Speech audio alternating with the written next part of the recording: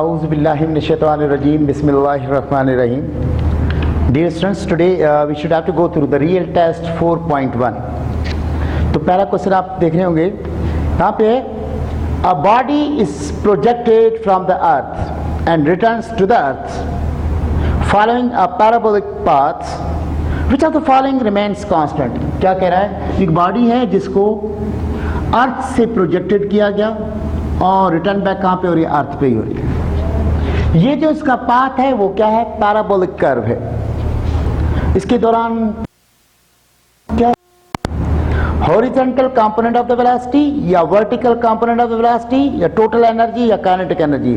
सो option question number one का option A is a correct answer. Horizontal component of the velocity will remain constant. You know why? Because the change in velocity is only because of the force during the projectile motion. As there is no force in a horizontal direction, it means the horizontal component of the velocity will remain constant. So after the first question, when we go through the question number 2, the time of upward motion of a projectile when reached at the maximum height is, ये 2014 के paper में आ चुका है. देखो यहाँ पे इस तरह से when a body is projected in air, it will move in upward direction, then when it reach at the maximum height it will come back to the ground. So up to this point, let's suppose it started from A and it reached at B and then it comes to the C. ये क्या कह रहा है? Upward motion, that means from A to B this time. So this one is known as time to reach the maximum height. Time of the projectile to reach the maximum height. आपको याद होगा हम इसकी derivation कर चुके हैं. So T is equal to क्या था? V naught sin theta over G. That one is the formula for the total time to reach the maximum height, not the total time of the flight. हाँ, अगर A से B से गुजरते हुए C तक चला जाता, then whatever be the time, that's known as the total time of flight. या इसको क्या कहते हैं? Airborne time भी कहते हैं. So option C for the question number 2, option C is a correct answer. T is equal to V naught sin theta over G. After the question number 2, question number 3 की तरफ अगर जाएंगे बेटा, बहुत simple सा चैप्टर है. अगर आपने डेरिवेशंस प्रॉपर अंदाज से किए हैं तो इजीली हो जाएगा. A man in a train moving with a constant velocity drops a ball on the platform. The path of the ball as seen by an observer standing on the platform is, एक train जो constant velocity के साथ move कर रही है, that means the horizontal velocity is a constant. When a ball is dropped, exactly it should have to come down because of the gravitational force. And you know that when a body, its horizontal component is a constant and vertical component is changed because of the gravitational force, that means that one is the projectile motion. और आपको पता है बेटा projectile motion में जो path होता है वो क्या होता है? आपका ट्रैजेक्टरी जो होती है वो क्या होती है? पैराबोलिक कर्व होती है. सो क्वेश्चन नंबर 3 का option C is a correct answer. After that तो क्वेश्चन नंबर 4 जो आपका है वो न्यूमेरिकल दिया है. क्वेश्चन नंबर 4 बेटा मैं पढ़ने लगा हूं. देखिए आप, find the maximum speed at which a car turn around the curve of the 30 metre radius. अब आपकी क्वेश्चन नंबर 4 में अगर आप डेटा की बात करें तो रेडियस गिवन है. कितना है? 30 मीटर. सॉरी, रेडियस कितना है? 30 metre. That radius is given. On a level road, if the coefficient of the friction means mu, that's given 0.4. आपको पता होगा कोफिशिएंट ऑफ फ्रिक्शन का कोई यूनिट नहीं होता because this one is a ratio. और बेटा आपको मालूम क्या करा? Find the maximum speed. एक बात तो ध्यान में रखें आप, whenever the body is moving in a horizontal circular track, so that means the friction provided by centripetal force. याद रखिएगा, इसका मतलब ये हुआ कि centripetal force of the body moving in a circle is equal to the frictional force. Centripetal force का formula क्या होता है? mv² over r. Frictional force का क्या होता है? Mu r. हमें बेटा ये भी पता है, ये देखिए ये m v square over r is equal to mu R, normal reaction is equal to weight, or weight W is equal to mg. We can write here mg. बेटा ये mm में cancel, v square is equal to r mu into g. So v is equal to square root of r mu g. Put the values. r की value बेटा क्या है 30 into mu की value क्या दी थी उन्होंने 0.4 into g की value आपके पास क्या है 9.8 के बजाय इसको अप्रोक्सीमेटली 10 ले ली, इसका स्क्वायर रूट। तो बेटा इस पॉइंट को जब हटाएंगे 10 में cancel, so v is equal to 120 square root of 120। अब आप जब इंटीग्रल के वाले से कर रहे होते हैं तो आपको एक चीज़ चेक करनी होती है। आपको पता है 11 का स्क्वायर है तो 121, इसका मतलब यहाँ पे 120 है, 121 होता तो इसका आंसर स्पीड क्या आ जाती 11, लेकिन 11 से थोड़ा सा कम होगा। अब हम इसमें ऑप्शन में अगर देखें तो पहला ऑप्शन है 9.84, फिर है 10.84, फिर है 11.84, फिर है 12.84, very close is 10.84। That's why आप इसका ऑप्शन क्या हो गया 10.84 metre per second. So this one is the velocity बेटा, that means question number 4 option B is a correct answer for question number 4। Question number 4 के बाद क्वेश्चन नंबर 5 हम हल करने जा रहे हैं बेटे। क्वेश्चन नंबर 5 में है the maximum distance in a horizontal direction of a projectile is called. देखिए ऑप्शन दिए, रेंज, हाइट वो तो वर्टिकल है, ट्रेजेक्ट्री पैराबोलिक कर्व है, पोजीशन नहीं, लेंथ नहीं, इसको हम क्या कहेंगे रेंज कहेंगे। सो क्वेश्चन नंबर 5 तो बहुत सिंपल स्ट्रेट सा था, option A is a correct answer. Horizontal जो डिस्टेंस कवर होता है, अगर आपकी लेवल सेम हो, कौन सी लेवल, पॉइंट ऑफ प्रोजेक्शन और पॉइंट ऑफ लैंडिंग, दोनों अगर सेम लेवल पे आ जाएं तो उसको रेंज कहते हैं। रेंज बेसिकली क्या है आपको पता है, हॉरिजेंटल डिस्टेंस को ही रेंज कहा जाता है। इसके लिए 5वें क्वेश्चन का आंसर क्या हो जाएगा, A is a correct answer.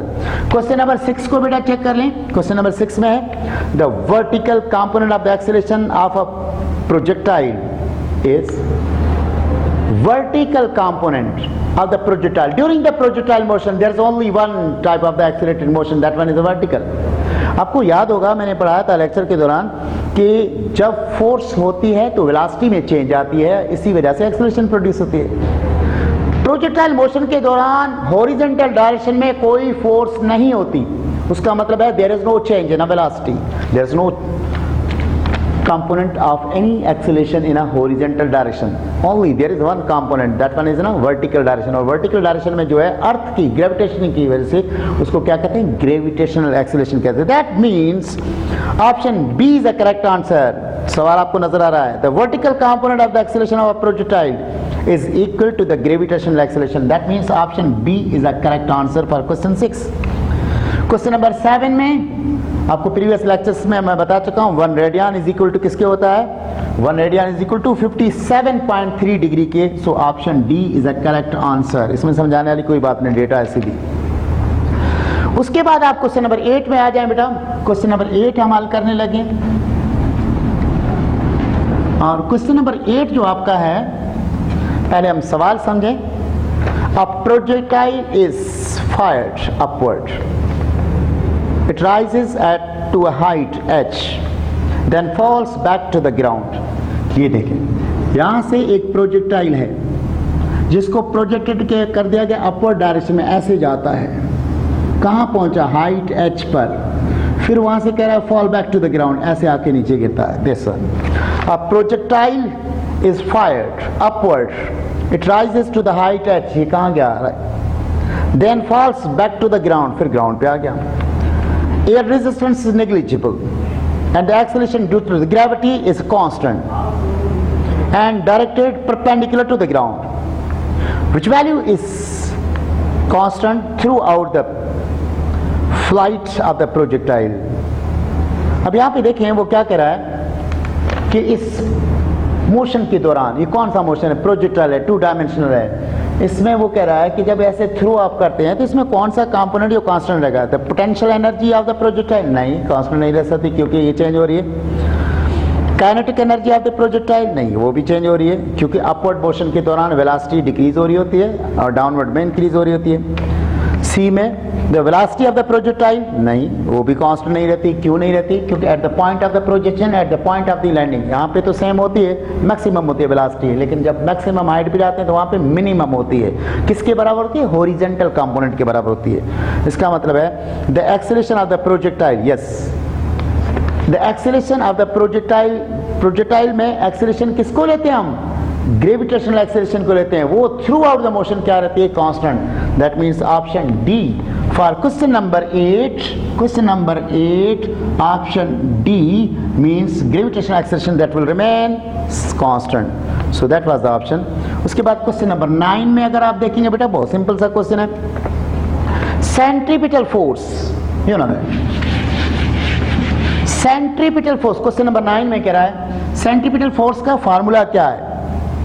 ये आपके पास हो गया mv²/r, option A is the correct answer. लेकिन आपको पता है अगर यहाँ पे एंगुलर वेलोसिटी दी जाती तो होता क्या? होता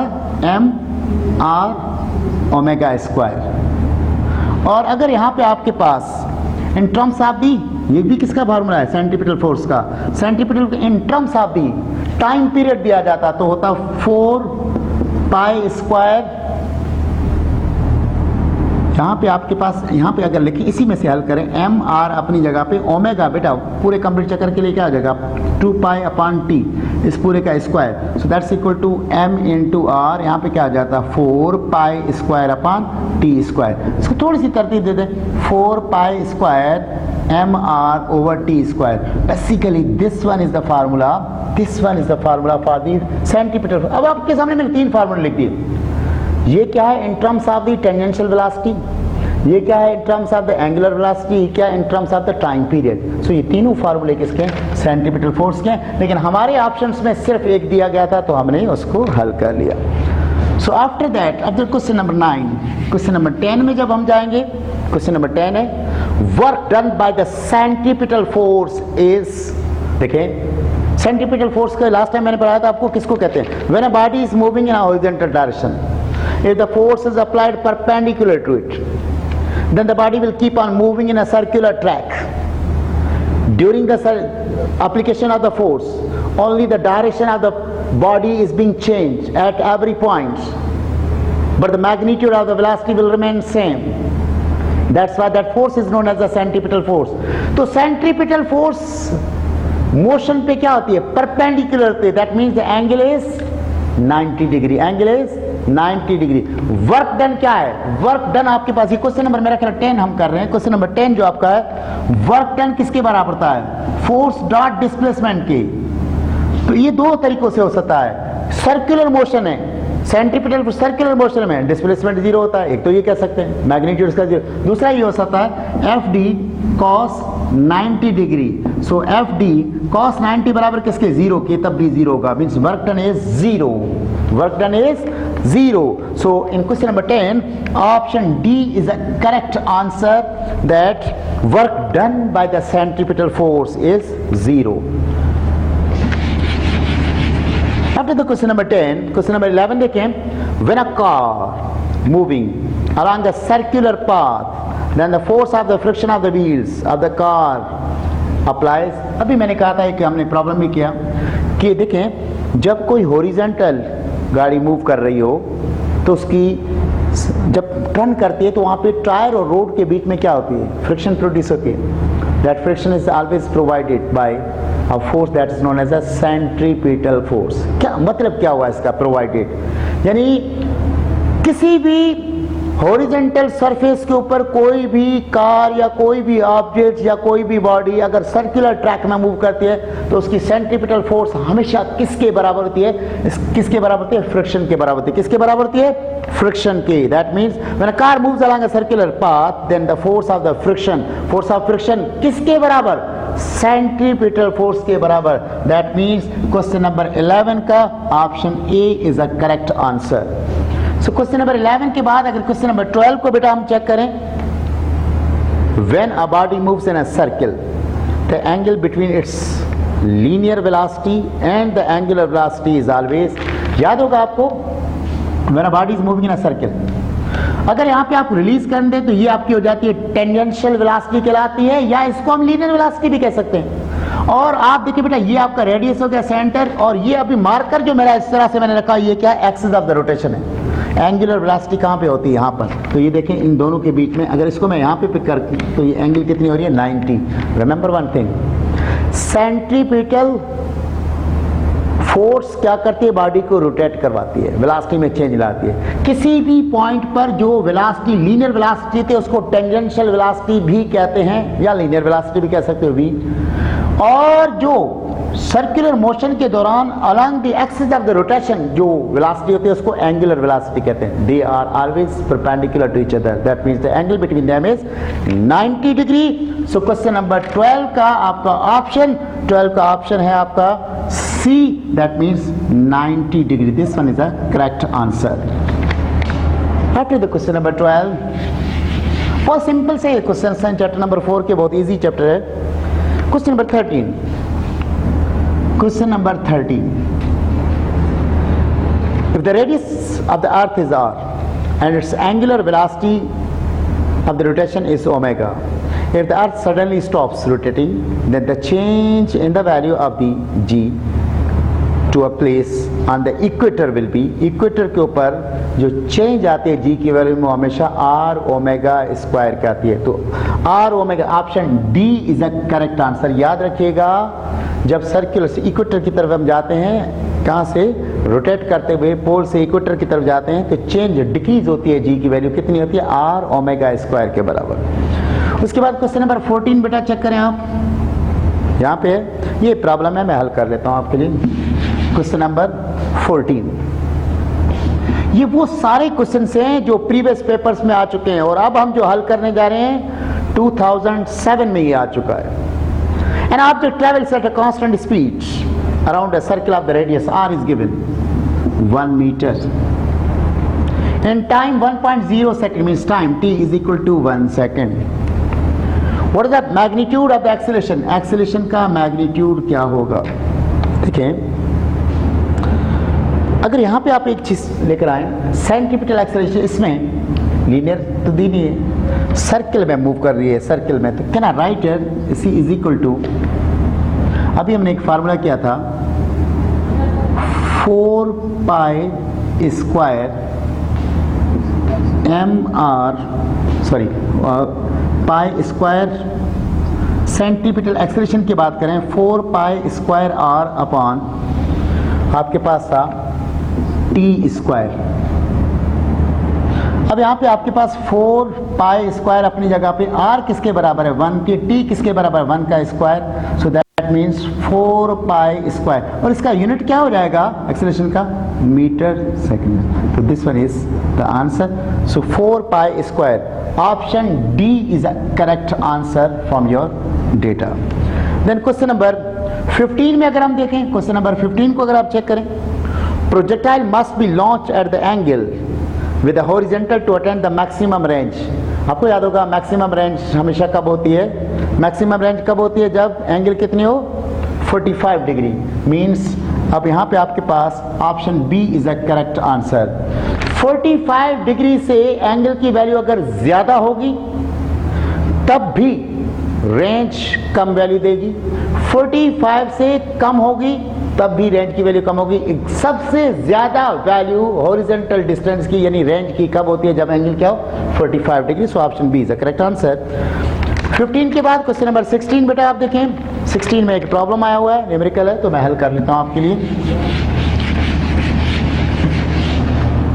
क्वेश्चन नंबर 16 बहुत सिंपल सा प्रॉब्लम, अभी क्या उसी से मिलता जुलता है। An object of the mass is given, m is given 2 kilogram, mass is given 2 kilogram, rotates at a constant speed in a horizontal circle of the radius r is equal to 5 meter, radius is given. The time for one complete revolution is 3 seconds, time t is equal to 3 seconds. Time कहें या इसको time period कहते हैं, capital T से भी show कर सकते हैं इसको। So what is the magnitude of the resultant force? आपको पता है रेडियस में अगर इसका मतलब सेंट्रीपिटल फोर्स है।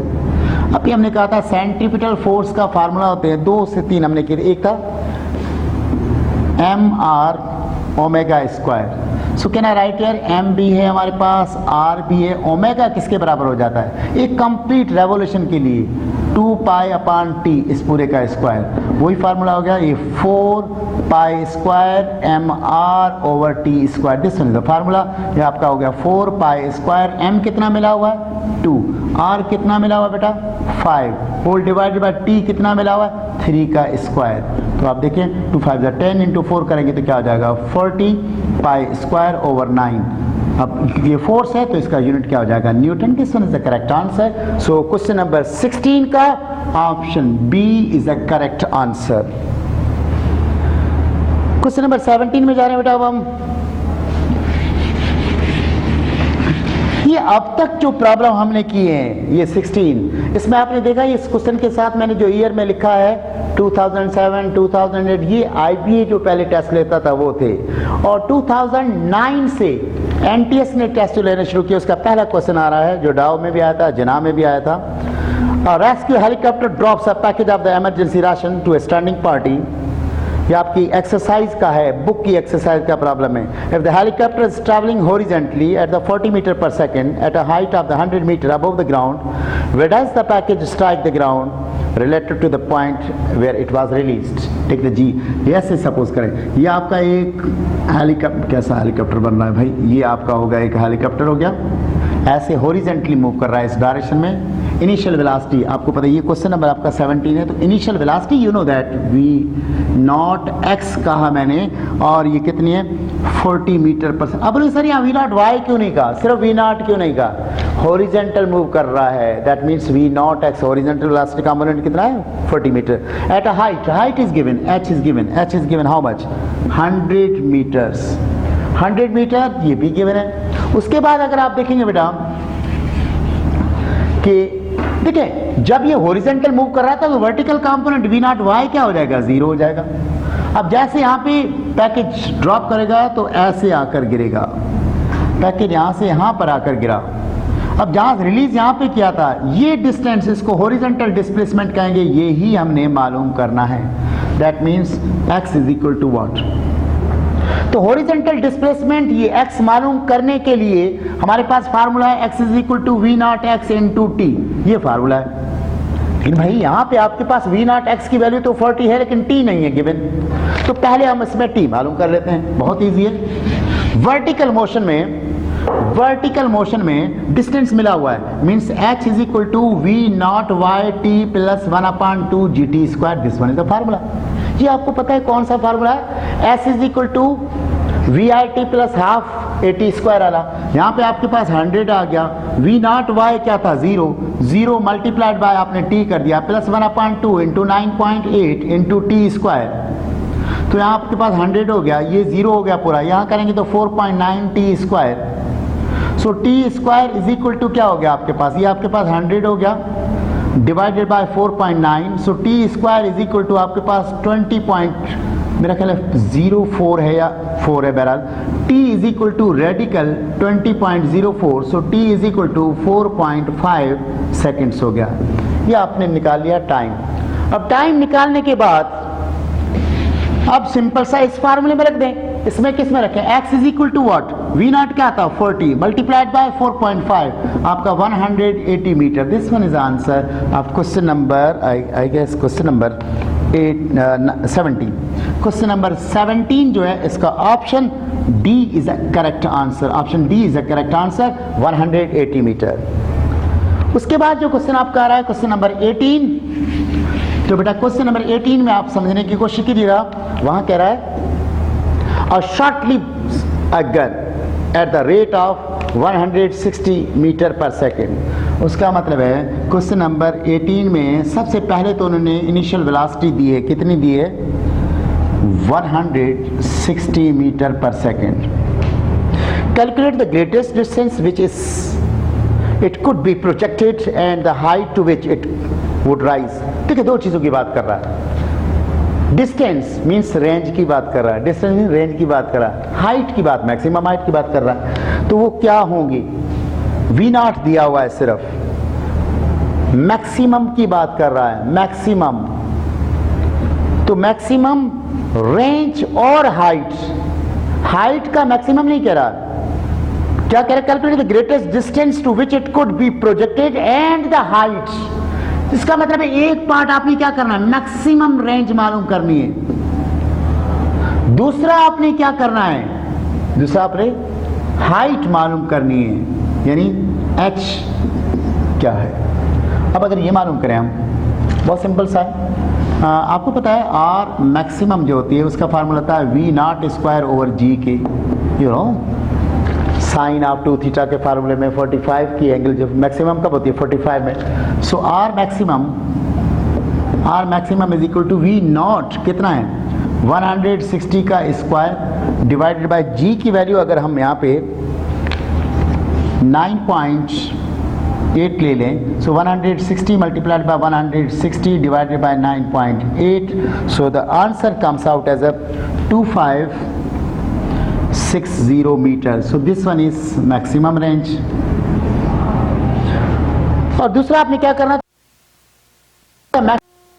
आपने मैक्सिमम हाइट मालूम करनी। देखो आपको पता है मैक्सिमम हाइट का या हाइट का फार्मूला क्या है, मैक्सिमम हाइट का या हाइट का है, यहाँ पे उन्होंने मैक्सिमम हाइट क्या से, यहाँ पे मीन्स हाइट क्या से, that is equal to we naught square sine square theta over 2g, ये फार्मूला है आपके पास।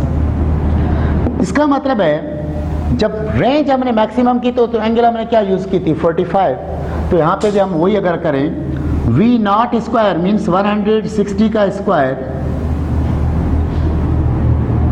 इनटू साइन 45 डिग्री का whole square divided by 2g, तो आपके पास is equal to 160 into 160 sine 45 की वैल्यू होती है 0.707 इसका square divided by 2 into 9.8, so that's equal to 160 into 160 into इसका स्क्वायर करेंगे 0.499 आएगा, that means approximately equal to 0.5 whole divided by 19.6। आप अगर इसको हल करेंगे तो h की वैल्यू आपके पास आ जाएगी 640 मीटर। सो अब आप देखें range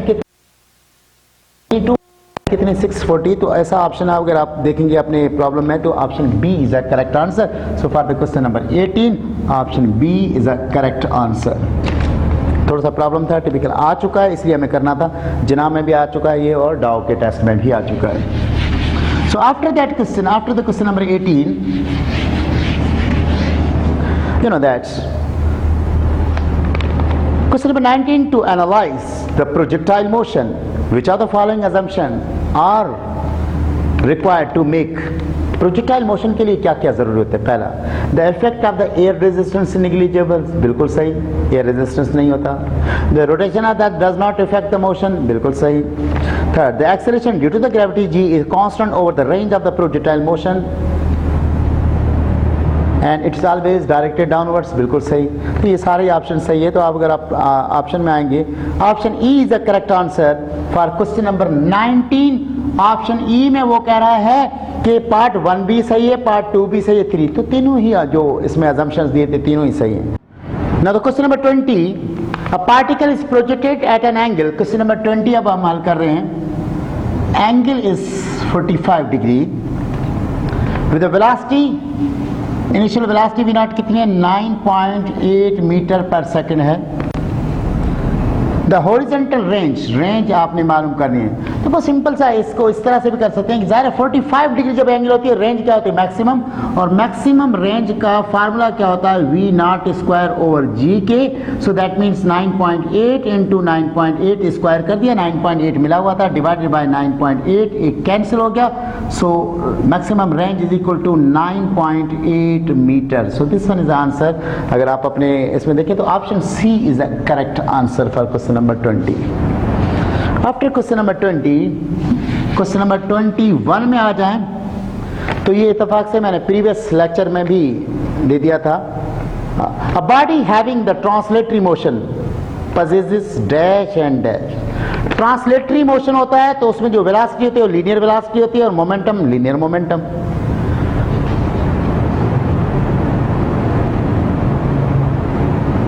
body having the rotatory motion possesses rotatory motion में वेलोसिटी को एंगुलर वेलोसिटी कहते हैं और मोमेंटम को एंगुलर मोमेंटम कहते हैं. So option B is a correct answer for question number 21. Option B is a correct answer. Question number 22 को बेटा आप चेक कर लें. Which of the following statement is true considering the motion of an ideal projectile launched at the 45 degree to the horizontal. अगर किसी object को 45 degree पे projected किया जाए तो कौन सी चीज़ इसमें? The acceleration vector points opposite to the velocity vector on the way up and in the same direction at the velocity vector on the way down. देखिए बेटा इसमें जो चीज़ है वे डाउन के दौरान वेलोसिटी की डायरेक्शन तो किसी एंगल पे है तो ये भी नहीं. फिर the speed at the top of the trajectory is 0. नहीं, horizontal component की तो वैल्यू होती है, ये 0 भी नहीं है. then the object's total speed remains constant during the entire flight. नहीं, point of projection पे maximum होती है और maximum height पे कम होती है.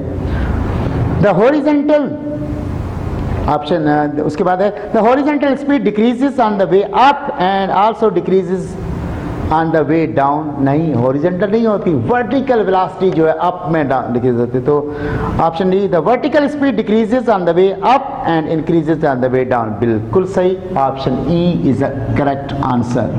देखिए सर वर्ड्स की हेरफेर थी, हम जगदन समझ हमें ऐसे लग रहा होता है सारे ही ऑप्शन सही हैं.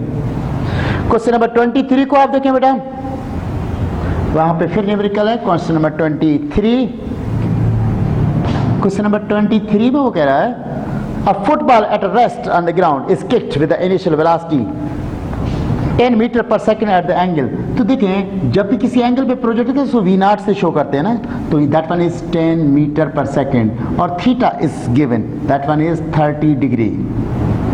Calculate the total time assuming that air resistance is negligible. क्या करना है? Calculate the total time of the flight. बहुत सिंपल सा, t इज इक्वल टू किसके था?